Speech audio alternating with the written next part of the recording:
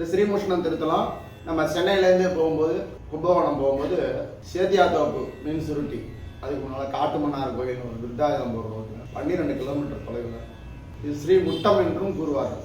இது மகாவிஷ்ணு வந்து சாலக்கிரமமாக இருக்கிறார் என்று சொல்லுகிறார்கள். மிகவும் தொன்மையான திருத்தலம், 10ஆம் நூற்றாண்டு திருத்தலமாக வழங்கப்படுகிறது. முகமதியர்களுக்கும் இந்துக்களுக்கும் தொடர்பு உண்டான திருத்தலமாகவும் இது கூறப்படுகிறது. அது என்ன காரணம் என்னன்னா, ஒரு தடவை அங்க உள்ள வந்த பக்தர் ஒருவர், அவர் யாருன்னு வர கதையில் அப்படி சொல்றேன் நான். இந்த ஆரம்பத்தில் நம்ம சாதாரணமாக சொன்னாதான் உங்களுக்கு புரியும். தீர்த்த பிரசாதம் துளசி ஜலத்தை எடுத்துன்னு போயிட்டு முகமது நவாப் அவர்கிட்ட வெளியில் போயிட்டு இது மாதிரி அவருக்கு நோய் ஒன்று வந்திருக்கு, அது யாருமே எதுவும் பண்ண முடியாதுட்டாங்க. இந்த மாதிரி சரி பண்ண முடியாது, தீராத நோய் அப்படின்னு. அதனால அந்த நோயை தீர்க்கறதுக்கு சரி முகமதியாரா இருந்தாலும் பரவாயில்ல, இந்த இதை கொடுக்கலாம் அப்படின்னு சொல்லிட்டு நான் குறிப்பிட்ட அந்த பக்தர் அவர் அந்த தீர்த்தத்தை எடுத்துன்னு போய் கொடுத்துருக்காரு. அந்த நோய் தீர்ந்துருக்கு. உடனே முகமது நவாப் இந்த ஆலயத்திற்கு அம்மாள் என்ற உதவிகளை செய்திருக்கிறார் என்று தலபுராணம் கூறுகிறது. இதனால அங்க நடக்கும் பிரம்மோற்சவத்திற்கு சுவாமி ஊர்வலம் வரும்போது அந்த குறிப்பிட்ட அந்த கிராமத்திற்கு சென்று அங்க உள்ள நுழைஞ்ச உடனே இந்த விஷ்ணு ஒரு சுவாமி அலங்காரம் பண்ணி உள்ள நுழைஞ்ச உடனே ஸ்ரீமுஷ்ணம் பெருமாள் எல்லாரும் சீர்வரிசை தட்டோட அந்த கிராம மக்கள்லாம் வரவேற்று முஸ்லீம்கள் உள்ளே வரவேற்று எல்லாருக்கும் அந்த பிரசாதம் பழவனத்தில் பார்க்க எல்லாம் சர்க்கரை பழவனத்தில் பார்க்கோட உள்ள அந்த முகமது நவாப் கல்லறை இருக்கும் இடத்தில் இந்த சாமிகிட்ட வச்சு அந்த பிரசாதத்தை போய் அங்கே வச்சு தீபாவளி ஆலய சிப்பந்திகள் அந்த மசூதி உள்ள போய் ஒரு சுற்றிட்டு வந்து தர்கான்னு உள்ள சுற்றிட்டு வந்து வெளியில வருது. இது இந்து முஸ்லீம் ஒற்றுமைக்கு சிறந்த தலமாக இந்த ஸ்ரீமுஷ்ணம் விளங்குகிறது என்பதற்கு இது சான்று. யார் அப்படி போனா யார் என்ன செஞ்சா அந்த விஷயத்தை இப்ப பார்க்கலாம்.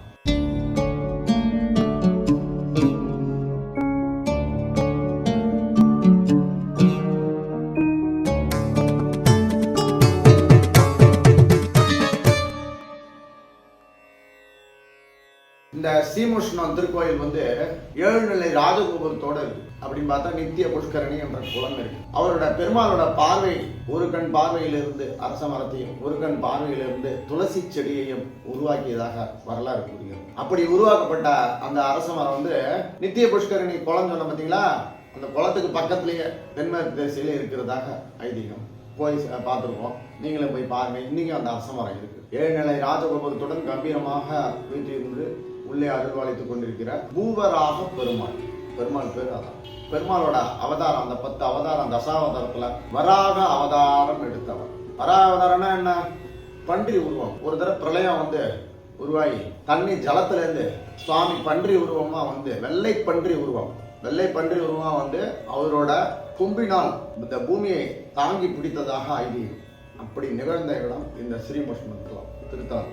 அந்த திருத்தலத்துல பூமியை காப்பாற்றி இந்த இடம் மகாவிஷ்ணு வந்து சுயம்பு மூர்த்தியாக இன்று வரை வழிபட்டு பொதுமக்கள் நிறைய பக்தர்கள் பயனடைந்து வருகிறார். சுயம்பு திருமேனியாக இருப்பதாம். வட இந்தியாவில் பார்க்குற மாதிரி சாலக்கிராமம், புஷ்கரம், நைமிச்சாரண்யம் இப்படின்னு சொல்லுவாங்க. தென்னிந்தியாவில் திருப்பதி, ஸ்ரீரங்கம் இப்படி திருத்தலங்கள் இருக்கின்றன.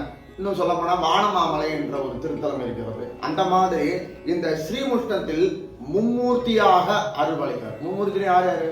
பிரம்மா, விஷ்ணு, சிவன்.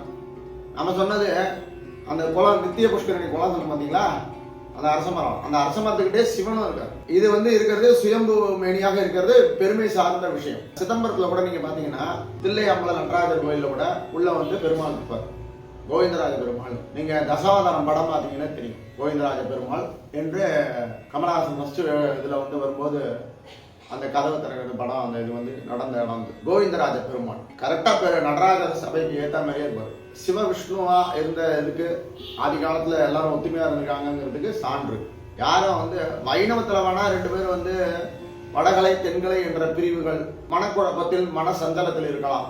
ஆனால் சைவ விஷ்ணு ஐக்கியத்தில் யாரும் வந்து இதுவா இல்லை. இதுல என்ன விஷயம்னா, அருணகிரிநாதர் இந்த கோயிலுக்கு வந்திருக்கிறார். என்ன இதுன்னு, பெருமாள் மார்பில இருக்கிற மகாலட்சுமி அவர்களுடன் வள்ளி தேவசேலா சமேத சுப்பிரமணிய சுவாமி விளையாடி இருக்கிறார் இங்க இந்த திருத்தலம். அப்படி இருக்கும்போது அவர் மேல அந்த விளையாடிய அந்த சுப்பிரமணிய சுவாமி மீது அருணகிரிநாதர் பாசுரம் எழுதியிருக்கிறார். இது நடந்த இடம் ஸ்ரீமுஷ்ணம். இந்த சுவாமிக்கு பிரசாதமாக கோரைக்கிழங்கு என்ற ஒரு கிழங்கு பிரசாதம் வழங்கப்படுகிறது. அதுதான் நைவேத்தியம் பண்ணி அதையே வந்து வெளியில பிரசாதமா கொடுக்குறாங்க, ஓரக்கிழங்கு பிரசாதம். ஏன்னா பன்றி அவதாரமாக, பன்றி என்று சொல்லக்கூடாது, சமஸ்கிருதத்தில் வராக அவதாரம், 10 அவதாரத்துல வராக அவதாரம், வராகம் என்றால் பன்றி. அந்த அவதாரம் எடுத்து பெருமாள் வந்து இந்த பூமியை தனது கொம்பினால் நிலைநிறுத்தி மீண்டும் ஒரு பூலோகத்தை உண்டு செய்ததால் இந்த மூர்த்திக்கு பூவராக பெருமாள் என்று பெயர். அம்பாளுக்கு அம்புஜவள்ளி தாயா என்று பெயர். இது வந்து சால கிராமத்தில் இருக்கிறதுனால நித்திய அபிஷேகம் நடக்குது. 10ஆம் நூற்றாண்டு, எவ்வளவு பழைய கோயில் பாருங்க, 10ஆம் நூற்றாண்டு. நம்ம ஆரம்பத்துல பார்த்த அந்த நவாப்புக்கு தீர்த்த பிரசாதம் கொடுத்து அந்த வியாதியை போக்கிய அந்த யாத்திரிகர் யார் என்றால் மத்துவ மதத்தை சார்ந்த ஒரு யாத்திரிகர். அப்படித்தான் அந்த குறிப்பில் குறிப்பிடப்பட்டிருக்கிறது. மத்துவ மதம் என்பது மிக பழமையான மதம், தெரியும் எல்லாருக்கும். மத்துவாச்சாரியார் கேள்விப்பட்டிருக்கீங்க, அவர் கூட வந்திருக்கலாம், யாருன்னு தெரியல. மத்துவ ஆச்சாரியார் மத்துவ மதத்தை சேர்ந்த ஒருவர், அவ்வளவுதான். அந்த நவாப்புக்கு அந்த மருத்துவம் அது குணமாயிருக்கா, அவர் என்ன பண்ணிருக்காரு, இந்த பிரதிபலனுக்காக சுவாமி வந்து தங்கி ஒருவரோட ஊர்ல அந்த கல்லாடர்லாம் எப்படின்னா ஒரு இடத்துல வந்து திருப்பரங்குன்றம் பழமுதிர்ச்சோலை மலை மேல இருந்து பாத்தீங்கன்னா கீழே வந்து கல்லாடகர் கோயில் இருக்கும், மேல பழமுதிர்ச்சோலை முருகன் இருக்கும். இந்த கல்லாடகர் என்ன பண்ணுவாரு, மதுரை வைகை ஆத்துல இது பண்றதுக்கு, மீனாட்சியை எதிர்கொள்றதுக்கு பாரு, அங்க வைகை ஆத்துல வரதுக்குள்ள நடுவுல 10-15 இடத்துல தங்கி தான் வருவார். ஸோ ஒரு வாரம் 10 நாள் முன்னாலே கிளம்பிடுவார் அந்த கோயில்ல இருந்து. அந்த மாதிரி அந்த உற்சவம் நடத்துறதுக்கு கரெக்டா ஒரு இடத்துல கிள்ளை தோப்பு என்கிற இடத்தில் ஒரு பெரிய மண்டபத்தை கட்டி நிறைய நிலபுலன்களை நிறைய வந்து நிலங்கள் எழுதி வைத்து இந்த ஆலயத்திற்கு தனக்கு இந்த மருந்தால் ஒண்ணுமே இல்லை, துளசி ஜலம் அவ்வளவுதான், அது கொடுக்கறதுனால மலர்ந்து செய்யணும். கொடுத்த ஆள் மத்துவ மதத்தை சேர்ந்த ஒரு யாத்திரிகர். நடந்ததெல்லாம் 11ஆம் நூற்றாண்டு 10ஆம் நூற்றாண்டு இப்படி. இந்த குறிப்பு தான் இதில் இருக்கிறது. குறிப்பிட்ட இந்த நபர் என்று சொல்லவில்லை. ஆனால் அந்த பிரதிபலனுக்காக அந்த ஊருக்கே இந்த பெருமாளும் சென்று வருகிறார். அவர் சமாதி அடைந்த அந்த நவாப் சமாதி அடைந்த தர்காவாக இருக்கிறது. நிறைய இடத்துல முஸ்லீம் கோயில்லாம் அப்படிதான் இருக்கும். ஒரு முக்கியமான குறிப்பிட்ட ஒரு நபர் சமாதி ஜீவ சமாதி இருக்காங்கன்னா அதுல வந்து தர்காவா வச்சுருவாங்க. அந்த மாதிரி இந்த இடத்துல பெருமாளே அந்த கிராமத்துக்குள்ள போய் முகமதியர்களோட அந்த சீர்வரிசை தட்டுகளை ஏற்றுக்கொண்டு உள்ள போய் இங்க பெருமாள் இருக்கிற வெத்தலைப்பாக்கு பழம், சர்க்கரை, அந்த இதெல்லாம் எடுத்துட்டு போயிட்டு சுவாமிகிட்ட வச்சு கல்பூர ஆரத்தி காமிச்சிட்டு உள்ள போய் சிப்பந்திகள் ஒரு சுத்திட்டு வந்து வராங்க. இது மிகப்பெரிய ஒற்றுமையாக கருதப்படுகிறது. இந்து முஸ்லிம் ஒற்றுமை என்பது மிகப்பெரிய விஷயமாக கருதப்படுகிறது. ஸ்ரீமுஷ்ணம் திருத்தலம். இந்த ஆலயம் காலை 6 மணி முதல் மதியம் 12 மணி வரையும், மாலை 4 மணி முதல் 8:30 மணி வரையும் திறந்து. 5 மணிக்கு சிதம்பரத்தில் நீங்க ஒரு ரூம் எடுத்து தங்குறீங்கன்னா இந்த பக்கத்துல சுத்தி எல்லாரும் சிதம்பரம் நடராஜர் கோயில் அது இதெல்லாம் பார்த்துட்டு பக்கத்திலே கங்கை கொண்ட சோழபுரம், இந்த பக்கம் திரும்பினீங்கன்னா ஸ்ரீமுஷ்ணம், எல்லாம் இந்த சிதம்பரத்தை ஒட்டி நிறைய கோயில், திருக்கடையூர் இந்த பக்கம், சீர்காழி, ஆக்கூர் முக்குட்டுன்னு சொல்லுவாங்க, அங்க போகலாம்.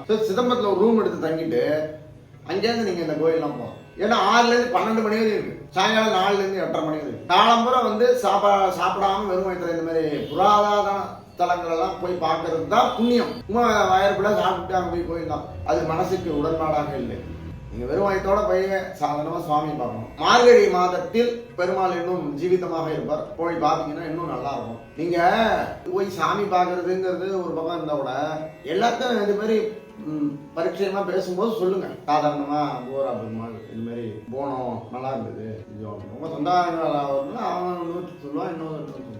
நல்ல தகவல்களை நல்ல டிஸ்பிளே பண்ணணும், வெளியில சொல்லணும். செல்லு மூலியமா நிறைய விஷயங்கள் இது மாதிரி நல்ல தகவல் சொல்லலாம். சும்மா டான்ஸ் ஆடுறது அது இது அதெல்லாம் ரெண்டாவது. சாமி விஷயம் பகிர்ந்து கொள்ள வேண்டிய விஷயம். எல்லாரும் எல்லா விஷயத்தையும் ஆட்டி ஓஞ்சி கிஞ்சி எல்லாம் பண்ணிட்டு கடைசியில வந்து சாமிகிட்ட முடிவாங்க. சாமி அதை ஆரம்பத்துல இந்த விஷயத்தெல்லாம் சொல்றோம், இந்த மாதிரி இது பண்ணணும். செவி மடுத்து இதெல்லாம் கேட்டு தயவு செய்து இதெல்லாம் பண்ணுங்க. செவி மடுத்து அப்படின்னு சொன்னாலே என் பையன் என்ன பண்றான், நீ சுத்த தமிழ பேசாத, உனக்கு வந்து லைக் வராது அப்படிங்கிறான், பேச மாட்டாங்க அப்படிங்கிற. வள்ளுவர் வந்து அவ்வளவு குரல் எழுதியிருக்காரு, வள்ளுவர் வந்து அழியாத செல்வம் தமிழ்நாட்டுக்கு அப்படிங்கிறீங்க. இப்ப இருக்கிற பசங்க கூட, சில குட்டி பசங்க கூட திருக்குறளை ஒரு குழந்தை வந்து என்ன பண்ணிருக்கு, இன்னா செய்தாரை ஒருத்தல அப்படிங்கிற குரலை வந்து தலைகழ சொல்லியிருக்கு. அந்த குரல் கொஞ்சம் கஷ்டம், அந்த குரலை வந்து தலைகழ சொல்லியிருக்கு. எதுக்கு சொல்றேன்னா, நல்லதும் இருக்கு, நல்லதை வந்து ரொம்ப தேட வேண்டியிருக்கு. செல்லுல கேட்டதெல்லாம் ஜிங்குன்னு வருது உடனே. அதனால இந்த மாதிரி விஷயத்தெல்லாம் கேதர் பண்ணி ரொம்ப கஷ்டப்பட்டு நிறைய கதை இருக்கு. இதுல சொல்ல போனா கதை நிறைய இருக்கு. பூரா பெருமாள்ங்கிற இதை வந்து ஸ்டோரி பாத்தீங்கன்னா கதை நிறைய இருக்கு. ஆனா தேடி இதை கொஞ்சம் ஓரளவுக்கு எது மிக முக்கியமோ அதை மட்டும் சொல்லியிருக்கோம். நீங்க எல்லாம் மேலும் ஆலயங்களுக்கு தொடர்ந்து வரும் நிகழ்ச்சிகளை பார்க்கலாம். மற்றும் ஒரு ஆலய சந்திப்பில் இந்த நிகழ்ச்சியை தொடர்வோம் என்று கூறி விடைபெறுகிறோம். ஓம் ஓம் ஓம்.